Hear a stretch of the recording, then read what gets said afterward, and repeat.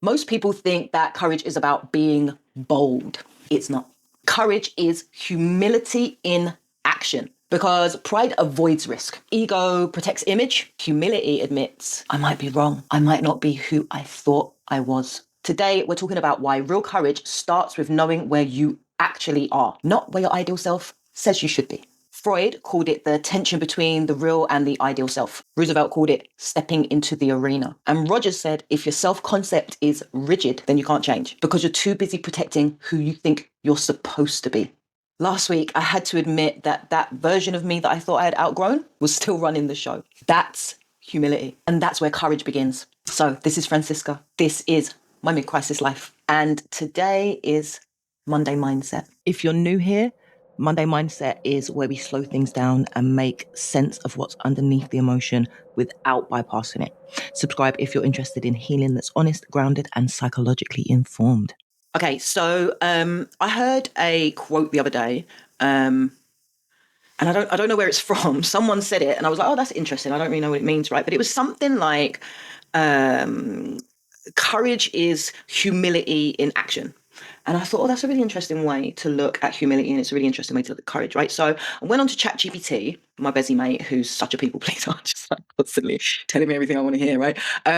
Such a yes man. But anyway, and I asked, like, is there a quote that's like this? And it was saying, no, it doesn't really know that, right? But it gave me another quote by, who's it by now?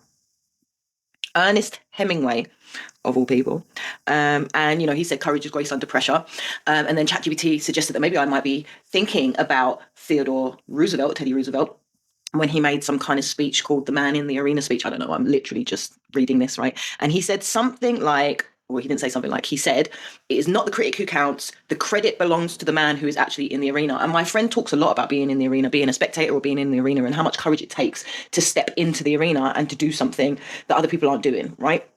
Why am I talking about this, right? Because I think that in order to have courage, you have to have humility. You have to be able to accept that you're imperfect, that you might fail, to have courage, you have to have humility, because you have to be able to accept that I am not perfect. You have to be able to accept, you know what, I might fail, that I can't control the outcome. And that is like a level of humility, right? Because to be prideful, not to be proud, not to be proud of yourself. I think having pride is a really important thing, but it's when it kind of goes over to the side of hubris that it can be a bit of a problem. But to be prideful, right? I think that really stops you from taking risks. You avoid risk, right? Because you're in your pride. Your ego wants to protect your image, right? But humility admits that you have limitations, but that maybe you don't know where those limitations are at the moment. So you can try, right?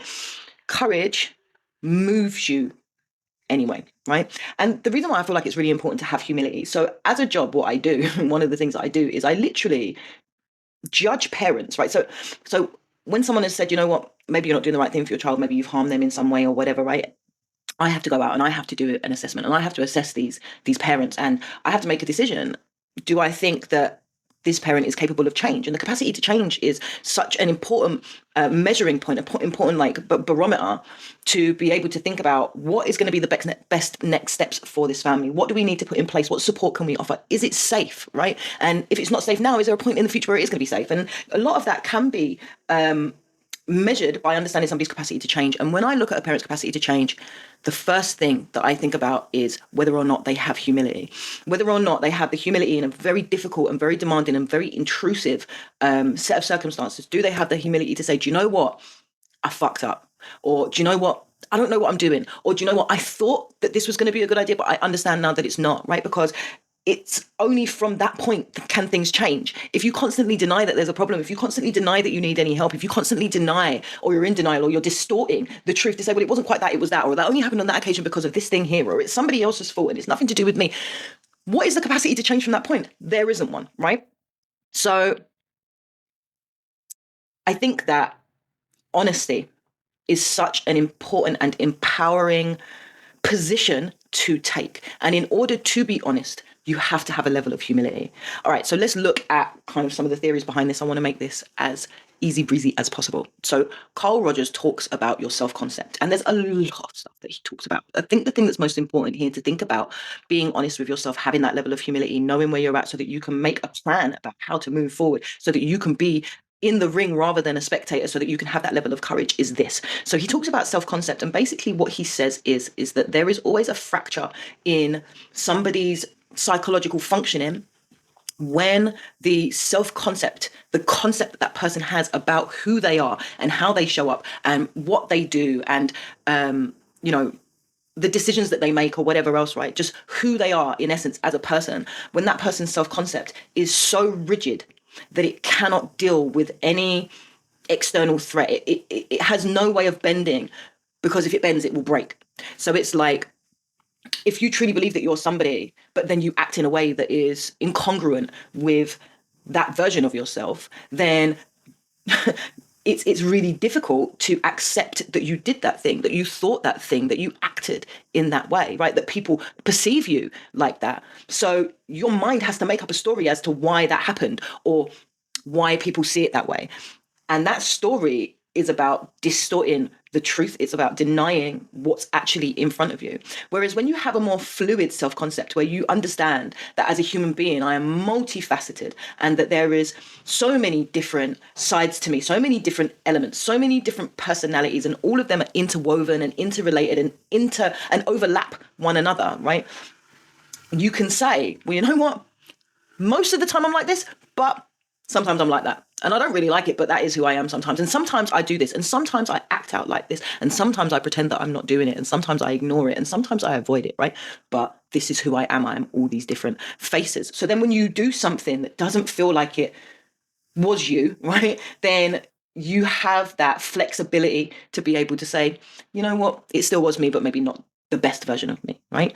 So that's how Carl Rogers would frame it. Freud talks about this discrepancy between the real and the ideal self. So having this desire to live as your ideal self, that the person that I aspire to be actually is who I am. And then when you don't do that, then and you have to the real self comes up, then again there's this discrepancy, there's this inability to be able to accept that. And a lot of that comes from this idea of like the ego and the super ego. So it's like, what is influencing my behavior right now? So Freud thinks that, we're all just carnal beings that are just trying to like rabbit hump everybody, right? And that we're all just hedonistic, and that society and the superego has to clamp down and create parameters for our hedonistic desires, and that left to our own devices, we would just be animals.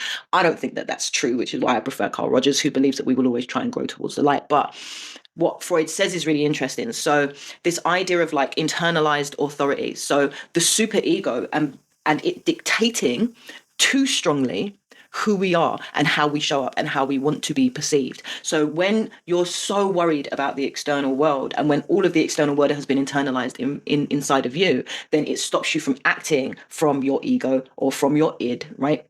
And just doing what feels natural. And I think, Rogers talks about that as well. He talks about introjected values and how we hold on to the concepts and the ideologies that we have grown up with our parents, with our family, with our culture, our community, all the rest of it, right? Why is this important in terms of what I'm saying? So I think all of this is important because this idea that I have about radical, heartfelt truth, right? In order to have courage to move forward, right? In order to have integrity in who you are, right? In order to be honest about what the starting point is, we have to be honest, truly, radically honest about everything that we encompass, right, as individuals. And I think that so I think that by doing that, that allows you to really show up as your true self. It allows you to own everything that you are, right? And have more of an understanding of what it is that you need in order to thrive in the world, right? And I think that by being honest with yourself, what it really and truly does is it creates your own secure base. It creates your own safe space, because you can be at home and you can be with yourself in truth, right? Rather than pretending that you're something else and then creating this separation, this fracture, this distance between you, who you think you are and who you want to be, or who you're pretending to be and who you truly are. But if you can be honest in a way that is heartfelt, in a way that is compassionate, in a way that doesn't have any judgment, then you create that safe space. And from that safe space, then you can go out and you can explore the world. You don't need for the environment to be safe, because you are safe. You are inherently safe. Okay. I think that's it. Come back on Thursday for Chrysalis Tools. What are we going to be doing? We are going to be doing a practice that's going to be about finding your truth. How do we sit with difficult truths? How do we even find that truth in the first place? And then how do we sit with it and still love ourselves and create that secure base for ourselves? Okay. All right. For now, that's it. On Thursday, we'll practice finding your truth and learning how to sit with it without self-abandonment. If this resonated, stay with the series and subscribe, because courage isn't about being fearless. It's about being honest enough to change.